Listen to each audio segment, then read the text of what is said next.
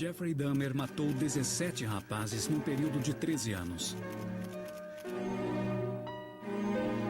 Ele mutilava as vítimas para ter prazer sexual, guardava partes do corpo e, já no fim, comia as coxas, bíceps e corações. It's a process that doesn't happen overnight. When you depersonalize another person and view them as just an object for pleasure instead of a living, breathing human being, it seems to make it easier to do things you shouldn't do. Always knew that it was wrong, but after the first killing was not planned. I was coming back from the shopping mall back in '78. I had fantasies about picking up a hitchhiker and taking him back to the house and having complete control and dominance over him. They went out to pick up the man. Was there any kind of ritual you went through? I'd go to the nightclubs, drink, watch the striptease shows, and if I didn't meet anyone at the bars, I'd go to the bath clubs and meet someone there, offer them money, and we'd go back to the apartment, have a few drinks. I'd have the sleeping pill mixture already prepared. Person would drink it, fall asleep, and that's when they would be strangled. Watching the movie Exorcist 3 was also part of his ritual. It put him in the mood for murder. I felt so hopelessly evil and perverted that I actually derived a sort of pleasure from watching that tape. Obsessive thoughts when I was about 15 and 16, and they got worse and worse. What were your fantasies about? They were sexual fantasies of control, power, complete dominance. They became reality. Was there pleasure in that fantasy? There was excitement, fear, pleasure, all mixed together. Jeffrey Dahmer fulfilled his fantasies by murdering and dismembering 17 young men. In time, his desires became more extreme, his deeds more grotesque. It was branching out. That's when the cannibalism started, eating of the heart and the arm muscle. It was a way of making me feel that they were a part of me. At first it was just curiosity, and then it became compulsive.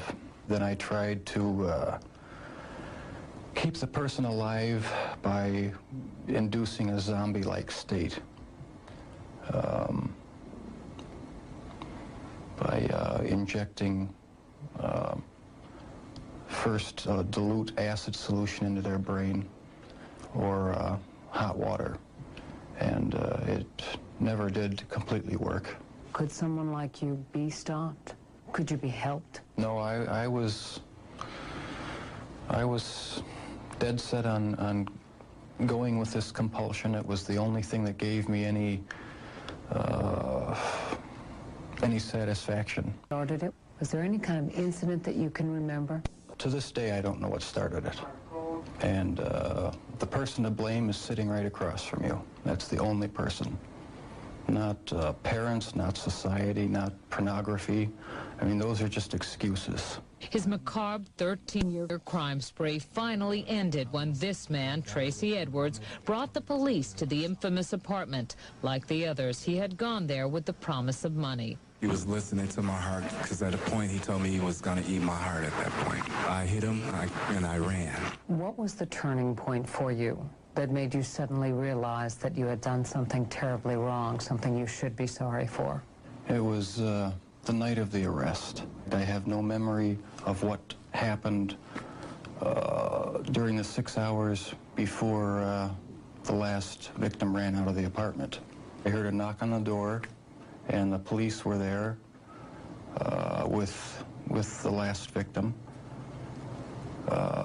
They asked me where the key was to the handcuffs, and my mind was in a haze. I sort of pointed to the bedroom, and that's where they found the pictures. And they yelled, "Cuff him." And I was handcuffed, and it was just the realization that there was no point in trying to hide my actions anymore. The best route was to help the police identify all the victims and just make a complete confession. When it was revealed that most of the victims were black or homosexual, people in Milwaukee were incensed. Many felt that was why he went after them and why the police didn't seem to care when their families reported them missing. 10 of your 17 victims were black. Were they racially motivated? It was crimes? not racially motivated. It was not sexual preference. It was just to find an obsession with the best-looking young man I could find. The court will impose the mandatory life sentence plus an additional 10 years on the habitual criminality. Count 2, life imprisonment plus 10 years consecutive to count 1. Count 3,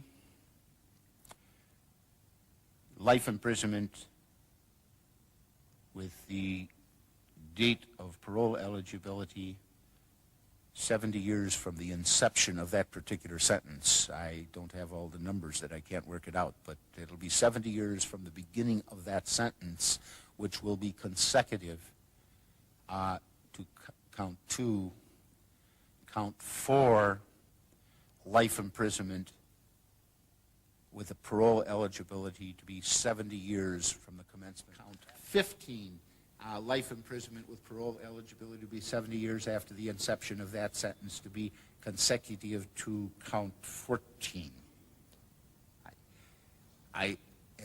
Believe I have, and I intended to follow the recommendation of the state. I could have said something different which would have had the same impact. I really see nobody gains anything by just to say more and more years. The important point is that the sentence is structured in such a way that this defendant will never again see freedom. Your Honor, it is over now. This has never been a case of trying to get free. I didn't ever want freedom. Frankly, I wanted death for myself. This was a case to tell the world that I did what I did not for reasons of hate. I hated no one. I knew I was sick or evil or both.